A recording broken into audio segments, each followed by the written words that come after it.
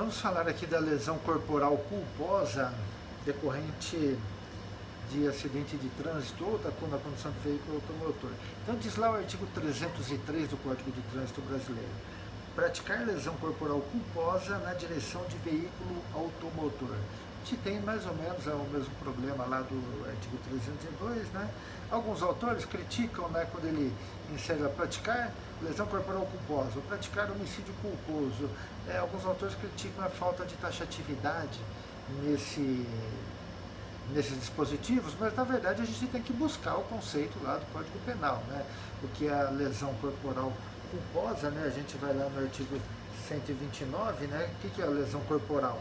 Ofender a integridade corporal, a saúde de outro. Então, o que diz o artigo 303? Ofender a integridade corporal ou a saúde de outrem, né? Bom, é o conceito normal. Depois vem lá culposa, né?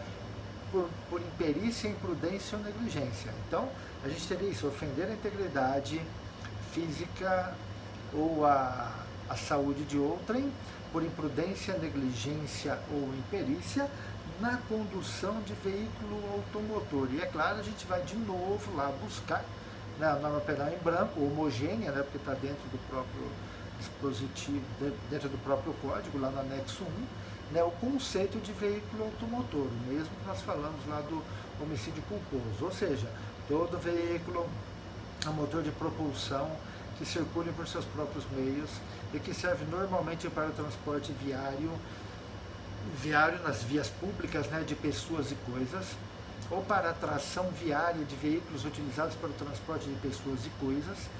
O termo compreende os veículos conectados a uma linha elétrica e que não circulam sobre trilhos, né, que são os ônibus elétricos aí.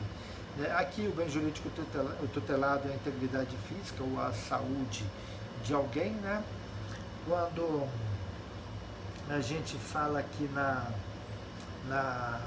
normatividade do dispositivo, a gente tem um problema muito sério, né, que alguns autores chamam, né, de ofensa ao princípio da proporcionalidade.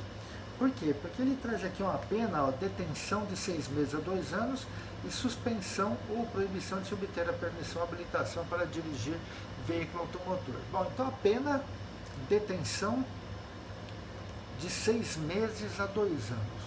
Então, um crime culposo, aquele que não há intenção, né, uma pena de 2 meses a 6 meses, de 2 a 6 meses. Não, peraí. Pena de 6 meses a 2 anos, desculpa. De 6 meses a 2 anos. Se a gente for lá no artigo 129 caput, e que ele tipifica a conduta de praticar lesão corporal dolosa, né, que é a lesão corporal dolosa, aquela que o agente teve intenção de praticar, a pena é de detenção de 3 meses a 1 ano. Então a mínima é 3 meses e a máxima é 1 ano. No 303, a mínima são 6 meses e a máxima 2. No Código de Trânsito, ele duplica a mínima e duplica a máxima. Ele duplica tanto a mínima quanto a máxima. 3 meses a 1 ano, de 6 meses a 2 anos. E é interessante, porque eu poderia dizer o seguinte: então eu vou lá e digo que eu tinha interesse em atropelar o sujeito. Eu vou responder pelo 129 caput, que a pena é menor. É claro que é uma discussão muito mais técnica, porque ambos os crimes são infrações de menor potencial ofensivo, e de qualquer forma vai lá para o juizado e haverá a proposta de uma transação penal. Do ponto de vista técnico, né, realmente é complicado. Como é que eu deixo uma pena maior para um crime que não há intenção de matar? Como é que eu deixo uma pena maior para um crime culposo e menor para um crime doloso? É evidente, né, como nós já falamos, que o Código de Trânsito brasileiro, né, ele foi criado num momento em que os crimes de trânsito estavam assim, estão, né, aflorando de uma forma absurda. E o legislador procurou, de alguma forma, em algum momento, né, tentar frear esse tipo de conduta, tentar parar isso, né? O direito penal, como direito penal mínimo, né, ele veio tentando trazer um freio que o direito administrativo, né, que é o direito de trânsito propriamente dito, ele não estava conseguindo. Ou seja, as ações administrativas não estavam inibindo a conduta do agente na direção do veículo automotor. Por essa razão, o Código Penal entrou com a sua ação sancionatória imperativa para tentar resolver isso. Na verdade, isso não convenceu muito, né? Não convenceu muito. De qualquer forma, está aí, né, essa discussão, né? Discussão que nem tem mais em razão de tanto uma quanto outra, né, serem infrações de menor potencial ofensivo. O legislador também trouxe aqui a possibilidade, não, a obrigatoriedade de aumento de pena de 1/3 à metade, da mesma forma do parágrafo 1º lá do artigo 302, ou seja, quando o sujeito não possui permissão ou habilitação para conduzir veículo, né, lembrando que se ele tiver, mas ele estiver vencido, não se aplica a causa de aumento de pena. Quando o crime for praticado em faixa de pedestre ou calçada, pelo mesmo motivo lá do artigo 302, né, ou seja, né, calçada e a faixa de pedestre, é do pedestre e deve ser respeitado, né? Também nos casos de omissão de socorro, né, da mesma forma que essa omissão de socorro ela é aplicável somente ao causador do fato, ao causador do acidente, né, motorista causador do acidente.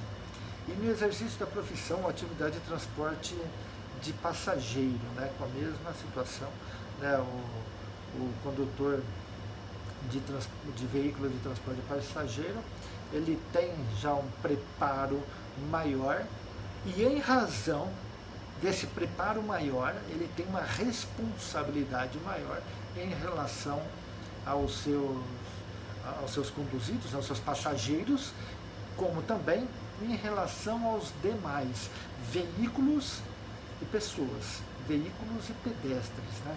Por que veículos também? Porque a gente volta naquele princípio lá de que o maior acaba protegendo o menor, da mesma situação. O maior acaba deve proteger o menor. Então, geralmente o veículo de transporte de passageiro, ônibus, micro-ônibus, vans, né, eles são bem maiores, não importa se são arrastados, se são articulados, não importa, tá? Transporte de passageiro. Eles são muito maiores, né, que os veículos comuns aí, né, retirando, claro, os veículos de carga, né, os grandes veículos de carga. Mas, em razão disso, ele tem que ter um cuidado muito maior, tem que ter e tem que proteger os menores, né? Esse princípio da proteção, ele é muito aplicável no Código de Trânsito brasileiro, tá? Aqui também, com relação, a gente podia falar assim, como é que fica o dolo eventual na lesão corporal culposa? É possível? Sim. A gente lembrar, né, o dolo eventual está lá na parte geral do Código Penal e ele se aplica a qualquer momento. Sempre que nós tivermos essa possibilidade de o agente assumir o risco do resultado, né, desdenhando o resultado, a gente pode ter aí a aplicação do dolo eventual. Lembrando que a aplicação do dolo eventual aqui no artigo 303 vai levar o sujeito a responder pelo artigo 129 caput do Código Penal, que é um crime que traz uma pena menor. A gente pode ter outras discussões aqui. Bom, eu vou lá no 129 caput, é possível, né, já que vai aplicar o Código Penal, que eu tenha a suspensão da minha carteira de habilitação? Se a gente for lá no artigo 91, 92, lá do Código Penal, a gente vai ver que o juiz pode, né, como efeito da condenação, né, também determinar a suspensão do seu direito de conduzir o veículo. Ele não aplica aqui o Código de Trânsito, mas ele pode aplicar lá o 92, né? Isso falando, né, de dolo eventual, né? A gente tratando aqui do dolo eventual, tá bom?